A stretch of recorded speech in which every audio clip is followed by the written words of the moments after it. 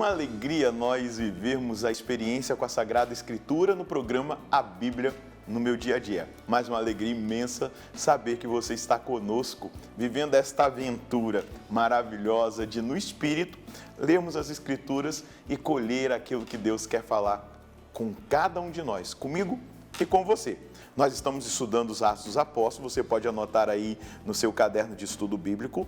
Estamos no capítulo 3, versículos de 11 a 26. Versículos de 11 a 26. Atos 3, de 11 a 26. Vamos rezar suplicando o Divino Espírito Santo para que ele nos ilumine no nosso estudo bíblico. Pelo sinal da Santa Cruz, livra-nos Deus nosso Senhor dos nossos inimigos, no nome do Pai, do Filho e do Espírito Santo. Amém.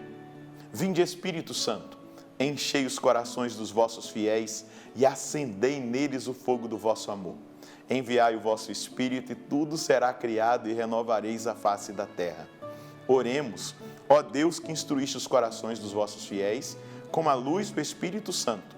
Fazei que apreciemos retamente todas as coisas, segundo o mesmo Espírito, e gozemos sempre da sua consolação. Por Cristo Senhor nosso. Amém. Vamos ler a partir do versículo 11. Ele não largava mais Pedro e João, e todo o povo, tomado de espanto, acorreu para junto deles no chamado Pórtico de Salomão. Vendo isso, Pedro dirigiu-se ao povo. Homens de Israel, por que estáis admirados com o que aconteceu, admirando o que aconteceu? Por que ficais olhando para nós como se tivéssemos feito este homem andar com o nosso próprio poder e piedade? O Deus de Abraão, de Isaque e de Jacó, o Deus de nossos pais, glorificou o seu servo Jesus, que vós entregastes e rejeitastes diante de Pilatos, que estava decidido a soltá-lo. Vós rejeitastes o santo e o justo, e pediste que vos fosse agraciado um assassino. Aquele que conduz a vida, vós o matastes, mas Deus o ressuscitou dos mortos, e disso nós somos testemunhas. Graças à fé no nome de Jesus, este nome acaba de fortalecer este homem, que vedes e reconheceis. A fé que vem por meio de Jesus lhe deu perfeita saúde à vista de todos. Ora, irmãos, eu sei que agistes por ignorância, assim como vossos chefes. Deus, porém, cumpriu desse modo que havia anunciado pela boca de todos os profetas, que o seu Cristo haveria de sofrer. Arrependei-vos, portanto, e convertei-vos, para que vossos pecados sejam perdoados. Assim, cheguem os tempos de refrigério da parte do Senhor, e Ele vos envia aquele que havia predestinado como Cristo Jesus. Este enviará o Cristo Jesus, que de antemão vos foi destinado. Entretanto, é necessário que o céu acolha até que se cumpra o tempo da restauração de todas as coisas. Com efeito, assim falou Deus nos tempos passados pela boca dos seus santos profetas. Com efeito, Moisés afirmou: o Senhor Deus suscitará dentre vossos irmãos um profeta como eu. Dai-lhe ouvidos em tudo o que ele vos disser. Assim será. Quem não der ouvidos a esse profeta será eliminado do meio do povo. E todos os profetas que falaram desde Samuel e seus sucessores, também eles anunciaram estes dias. Vós sois os filhos dos profetas e da aliança que Deus fez com vossos pais quando disse a Abraão: na tua descendência serão abençoadas todas as famílias da terra. Para vós, primeiramente, Deus suscitou o seu servo e o enviou para vos abençoar, a fim de que cada um de vós se afaste das suas más ações. Que texto riquíssimo que nós lemos agora dos Atos dos Apóstolos. Que pregação, que anúncio do apóstolo Pedro. Veja, o milagre atraiu aquela multidão para o Pórtico de Salomão. Era um lugar onde Jesus gostava de se reunir também para ensinar. E os apóstolos, os primeiros cristãos, também se reuniam ali no Pórtico de Salomão. Lembrando que o templo foi destruído no ano 70 e nunca mais foi reconstruído. Então, até o ano 70, os cristãos se reuniam ali no Pórtico de Salomão, davam catequese e ensinavam a verdade. O que nós vemos exatamente aqui é Pedro ir pontualizando a partir das Escrituras para ensinar os judeus aquilo que havia acontecido, mas também para mostrar que a atitude deles gerou aquela realidade, a atitude de não acolher, a atitude de não receber o Messias, a atitude de se fecharem nos seus conceitos e não acolherem o Salvador. E aí Pedro vai mostrar para eles exatamente aquilo que está lá em Isaías 52 e 53, quando nós vamos entender, a partir desse texto do profeta Isaías, que a forma do Filho ser glorificado é a partir da sua paixão, da sua morte e depois da sua ressurreição. Então, é importante, e aí Pedro vai tirar os olhos dos homens deles. Olha, não foi o nosso poder e nem a nossa piedade, foi o nome de Jesus, a fé que vem por meio de Jesus, que deu perfeita saúde a esse homem à vista de todos. Então, Pedro está trazendo o coração deles para Jesus. Pedro está mostrando para eles que aquilo que aconteceu com Jesus, aquilo que foi feito por obra dos chefes dos judeus, Deus cumpriu desse modo que havia anunciado pela boca de todos os profetas, que o seu Cristo haveria de sofrer. Então, ele está semeando ali o arrependimento. E aqui nós temos uma ordem de Deus, uma ordem que nós podemos colher aqui, e que Pedro declara. Versículo 19 é uma ordem, você pode anotar aí o versículo 19. E o que diz o versículo 19? Arrependei-vos, portanto, e convertei-vos, para que os vossos pecados sejam perdoados. E aí é um critério para a confissão, não é verdade? Arrependimento e propósito de emenda, que torna uma confissão válida. Arrependei-vos e convertei-vos. O arrependimento e a conversão. Eu não quero mais o pecado. Aqui nessa ordem tem exatamente esse sentido. E depois a promessa de Deus. Promessa de Deus aqui refletida para nós. Assim, versículos 20 e 21. São promessas, esses dois versículos.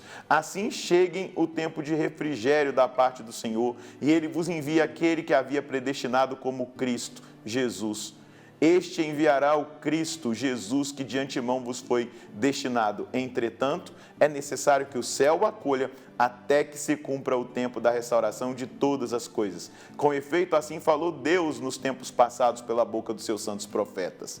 Então, aqui a promessa, esse Jesus que voltará, mas depois do tempo da restauração da fé, da restauração de tudo aquilo que precisa acontecer conosco. E aí Pedro vai tocando nos textos judaicos, na palavra do Antigo Testamento, para mostrar exatamente que eles precisavam dar ouvidos a esse Cristo, que agora eles são porta-vozes dele. E aí é importante que eu e você estejamos muito atentos mesmos diante disso. Porque ele vai mostrar exatamente que o cumprimento das profecias, daquilo que foi dito a Abraão, que todas as gerações seriam abençoadas pela descendência de Abraão, e essa descendência é o Messias, é o Cristo. E aí nós vamos ver aqui esse princípio eterno. Esse princípio eterno. Para vós, versículo 26.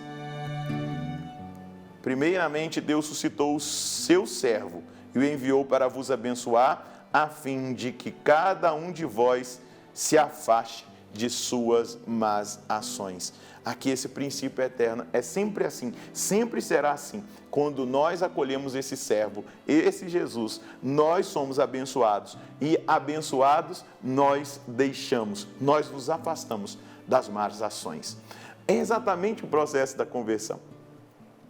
E aqui o que Pedro está trazendo é a verdade que precisa ser dita, que eles mataram Jesus, mas entendendo que a partir daquilo que aconteceu com Jesus se cumpre, ele é o Messias. O Messias seria alguém que sofreria.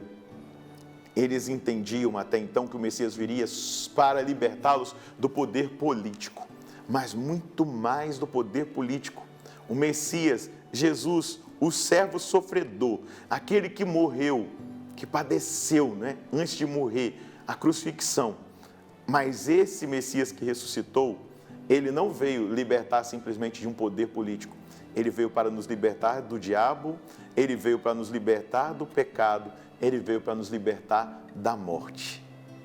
E esse Jesus, ao chamar-nos a esse processo de conversão, ele quer que abençoados nós sejamos ao acolhê-lo, mas também que essa bênção nos afaste das más ações. Aí está o processo da conversão e aí está o processo da aquisição das virtudes.